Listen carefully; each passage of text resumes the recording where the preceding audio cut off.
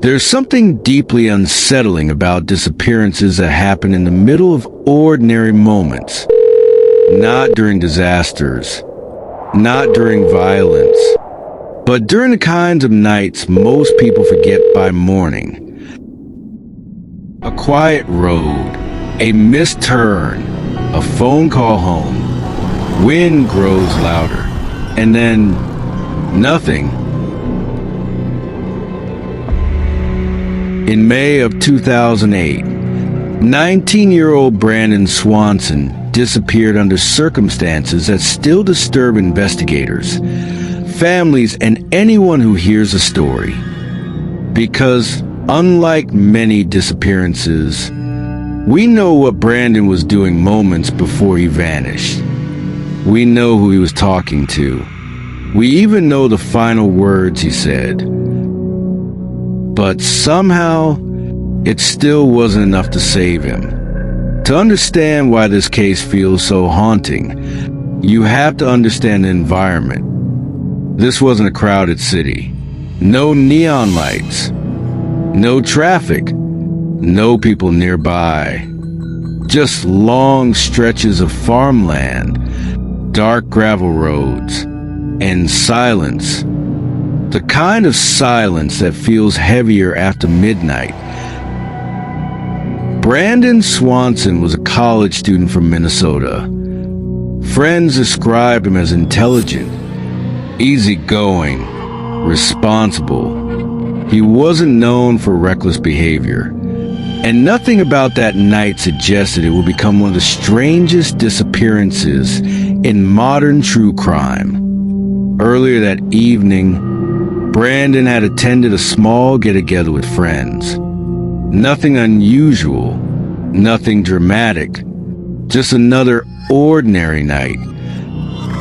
Sometime after midnight, Brandon began driving home alone. The roads were dark, rural, easy to misjudge if you weren't paying attention. At some point during the drive, his car slid into a ditch. At first, it probably didn't seem serious. The car wasn't heavily damaged. No emergency. No visible danger. Just inconvenience. But that small mistake will become the beginning of a mystery nobody could explain. Instead of calling emergency services, Brandon called his parents. He told them his car was stuck, and that he believed he knew where he was. His parents immediately got into their vehicle and began trying to find him. At first, everything still felt manageable. Annoying, but manageable. But then, something strange started happening. Even though Brandon believed he was near a certain town, his parents couldn't locate him. They drove up and down nearby roads, searching fields, calling out to him, and yet nothing matched. At one point, they believed they should have been able to see each other, but Brandon wasn't there. It was as if they were moving through two completely different locations, while somehow believing they were close together. Meanwhile, Brandon decided to leave the vehicle and walk. He believed he could see lights in the distance.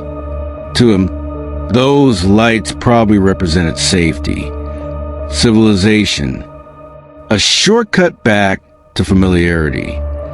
But rural darkness can distort distance, distort direction, even distort confidence. Imagine walking alone through unfamiliar terrain after midnight. No flashlight, no landmarks, no way to truly understand what surrounds you.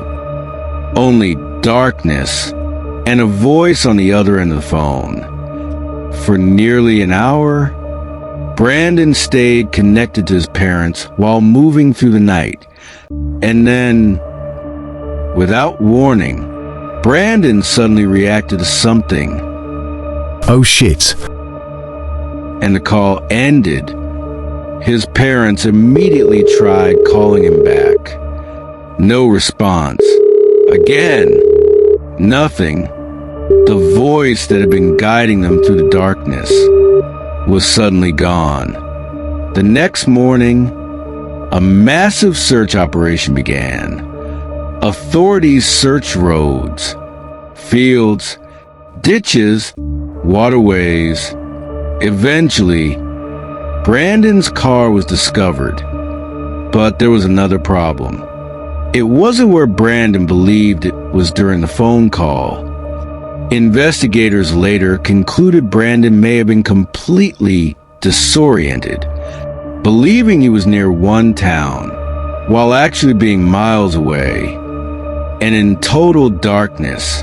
That mistake could become deadly. Some believe Brandon may have accidentally fallen into dangerous terrain, perhaps water, perhaps somewhere hidden by the landscape itself.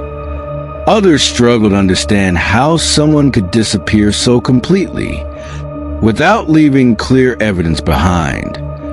And that uncertainty is what keeps the case alive.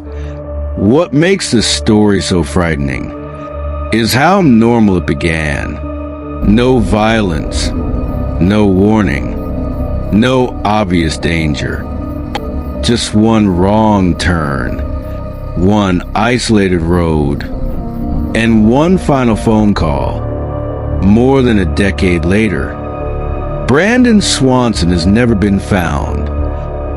And somewhere in the darkness of that final night, the answer may still remain.